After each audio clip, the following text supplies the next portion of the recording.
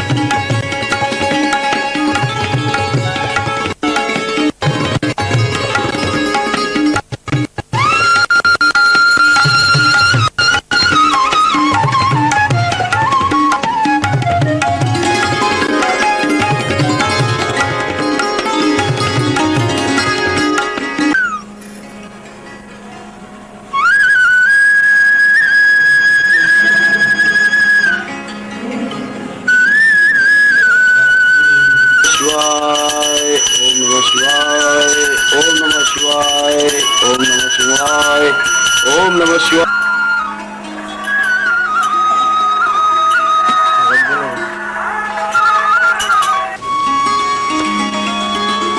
अरे भाग्यवान कहाँ हो? कनिक हमारा कुर्ता ले आओ. जी लाई.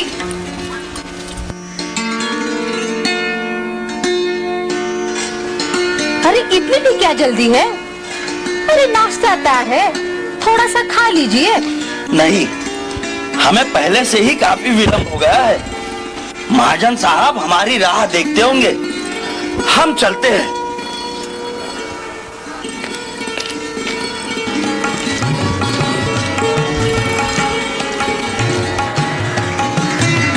महाजन साहब संपन्न और प्रभावशाली व्यक्तित्व, बहुत बड़ा गौशाला, दूध का बड़ा कारोबार. माह की पहली तारीख को पंडित जी महाजन साहब के गौशाला की नजर उतार दिया करते हैं और आज पंडित जी इसलिए यहाँ आए हैं.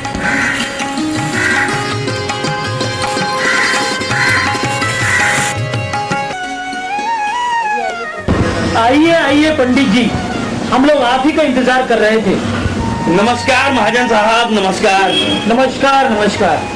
हाँ महाजन साहब, वाह, हमें तो ऐसा आभास होता है कि आपके यहाँ साक्षात दूध की नदियां बहती होगी.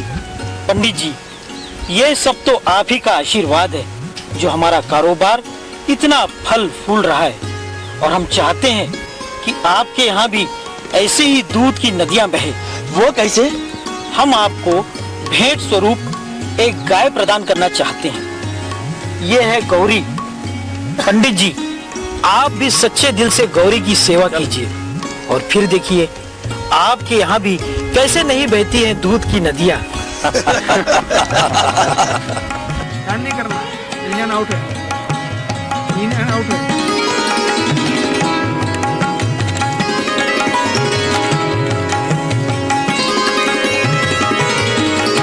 अरे इसे कहाँ से पकड़ कर ले आए आप? हरि भगवान, इसे हम कहीं से पकड़ कर नहीं लाए, बल्कि इसे तो महाजन साहब ने हमें भेंट स्वरूप प्रदान किया है, वो भी हमारी पूजा से खुश होकर. समझी? अच्छा, हाँ, चलो अच्छा ही हुआ. अब अपने मुन्ने के लिए घर में भरपूर दूध मिलेगा. हाँ हाँ, क्यों नहीं। अब तुम्हें मुन्ने के साथ साथ गौरी का भी ख्याल रखना पड़ेगा। फिर क्या था, समझो दोनों को ही एक जिम्मेदारी वाला काम मिल गया। पंडित और कलावती हर पल गौरी का ख्याल रखने लगे।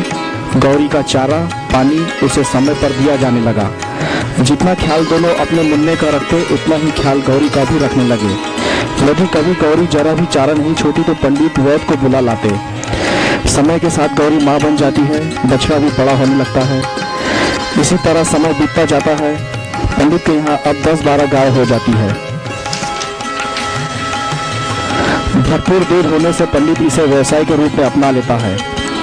समय बढ़ता जाता है। पंडित का बच्चा भी 5-6 साल का हो जाता है। कुछ समय बाद पंडित के यहाँ अब गायों का कबीला नजर आता है। गायों में कुछ गाय उम्र हो जाने के कारण दूध देना बंद कर देती है, जिसमें गौरी का भी समावेश होता है। जो गाय अब दूध देना बंद कर चुकी है, कलावती उससे उपेक्षा करने लगती है। जैसे अब उसे पहले जैसा चारा नहीं दिया जाता, तो उन गायों का कम ही ख्याल रखा जाता है। एक दिन कल्याण में पंडित को आके बहकाता है और कहता है कि वह इन गायों को बेच क्यों नहीं देता।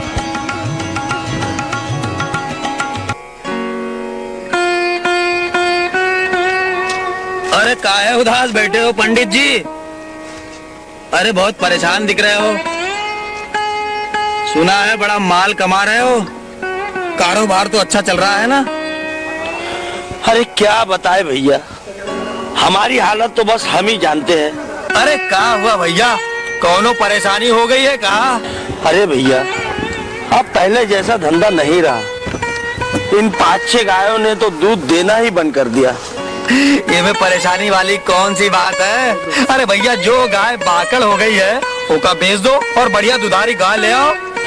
अरे क्या बात करते हो कल्लम भैया, ऐसी बूढ़ी और बाकड़ गाय को कौन खरीदेगा? अरे हम है ना, हम। अरे आपकी गाय बिकवा देंगे। क्यों भाइयों? पर भैया, कोई ऐसी गाय क्यों खरीदेगा जो बूढ़ी और बाकड़ हो गई है? और वो करेगा भी क्या ऐसी गाय का जो दूध ही ना देती हो? कुछ भी करे, तुम्हें क्या? अरे हम तो गाय को खिला खिला कर परेशान हो गए। कल्याण भैया, तुम गाय को बिकवा ही दो। अरे राम राम पंडित जी। राम राम कल्याण भैया, आइए। अरे भाई, व्यापारी लाया हूँ, व्यापारी। अच्छा, और चिंता मत करो, एक एक गाय का 4-4 हजार रुपया मिलेगा। कल्याण भैया, एक बात बताओ, ये गाय तो किसी काम की रही नहीं, आखिर ये लोग इसका करेंगे क्या? अरे ये व्यापारी लोग हैं, इंपोर्ट और एक्सपोर्ट का बिजनेस करते हैं। हम कुछ समझे नहीं भैया। अरे भाजी, अभी फाइनल किए देता हूँ। बाबूजी, हम गौरी को क्यों बेच रहे हैं? माँ, गौरी को मत बेचो। बेटा, अब ये गाय हमारे किसी काम की नहीं रही। माँ, बाबूजी, आप दोनों भी जब बूढ़े हो जाओगे ना, मैं आप दोनों को बेच दूंगा। ठीक कह रहा है ये। क्या पंडित, क्या हो रहा है यहाँ?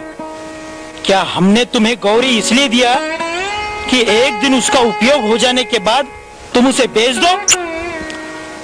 अरे जरा सोचो, जिस गौरी की वजह से आज तुम्हारा कारोबार इतना फल फूल गया है, आज अगर वो बूढ़ी और बाकड़ हो गई है तो क्या इसलिए तुम उसे खिला नहीं सकते? और चंद रुपयों की खातिर तुम इन कसाईयों के हाथों इसे बेच रहे हो? कसाई? हाँ, ये लोग ऐसी गायों को खरीद कर इनका कत्ल खाने में कत्ल करवा कर इनका मांस निर्यात करते हैं। क्या क्या कह रहे हो महाजन साहब? ये लोग ऐसी गायों का कत्ल कर देते हैं? राम राम, आज ये मुझसे कैसा अनर्थ होने जा रहा था, मगर इसमें मेरी कोई गलती नहीं है महाजन साहब। मुझे तो ये कल्याण ही ऐसा करने के लिए बहका रहा था। जी, ये तो भौजी। महाजन साहब, एक बात पूछूं? बुरा मत मानिएगा। हाँ हाँ, पूछो। आपके यहाँ तो बहुत सारी गाय हैं। जो गाय बूढ़ी हो जाती है या दूध देना बंद कर देती है, तो क्या जीवन भर आप उसे यूं ही पालते हैं? हाँ, क्यों नहीं? पंडित, ये बताओ, जब तुम्हारी माताजी ने तुम्हें पाल पोस कर इतना बड़ा किया, तुम्हें इस काबिल बनाया, तो क्या उनके बूढ़े हो जाने पर वो तुम्हारे लिए बेकार हो गई थी? बिल्कुल नहीं, आखिर वो हमारी माँ थी। बिल्कुल सही। तो उसी प्रकार ये भी हमारी माँ है, जिसका दूध पीकर हम इतने बलशाली बनते हैं। हाँ महाजन साहब, मैं अब आपकी बातें समझ गया हूँ। आज आप अगर नहीं आते तो मेरे हाथों बड़ा अनर्थ हो जाता था महाजन साहब। मैं भी आपको वचन देता हूँ कि अब इन गायों को मैं कभी नहीं बेचूंगा और जीवन भर इनका पालन पोषण करूंगा। क्यों बेटा, क्या तुम भी अब अपने माँ बाबूजी के बूढ़े हो जाने पर उन्हें बेच दोगे? नहीं अंकल।